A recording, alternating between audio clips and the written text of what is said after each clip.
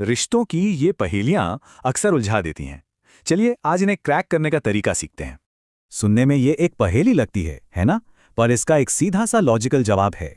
इस पहेली को हम आखिर में सॉल्व करेंगे। पहले इसके तरीके समझ लेते हैं।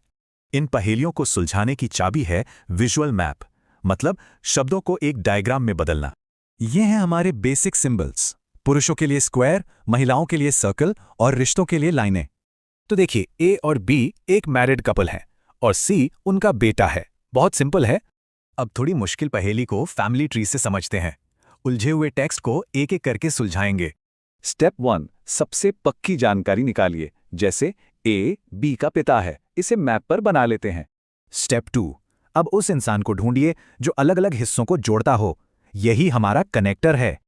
आखिरी स्टेप, सबको जनरेशन के हिसाब से जमा लीजिए। इससे रिश्ते एकदम साफ हो जाते हैं। लेकिन इन पहेलियों में कुछ कॉमन ट्रैप्स भी होते हैं। ये आपको गुमराह करने के लिए ही बनाए जाते हैं। इकलौता बेटा और इकलौती संतान में फर्क है। इकलौते बेटे की बहनें हो सकती हैं, याद रखिए। और हाँ, कभी नाम से जेंडर का अंदाजा मत लगाइए और सवाल हमेशा ध्यान से पढ़िए।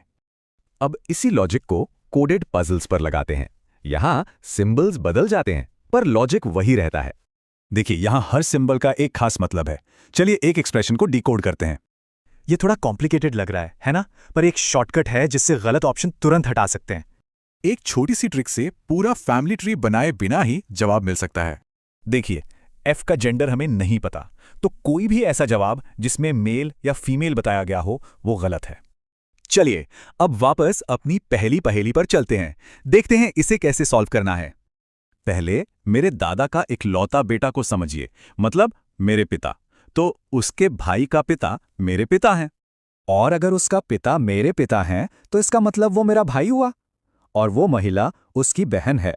तो क्या ये सोचना गलत होगा कि हमारे सारे पारिवारिक रिश्ते भी एक तरह का लॉजिकल कोड ही हैं? Hey everyone, welcome back. Subscribe to AI Skills Learn for more awesome content. And don't forget to like and share this video.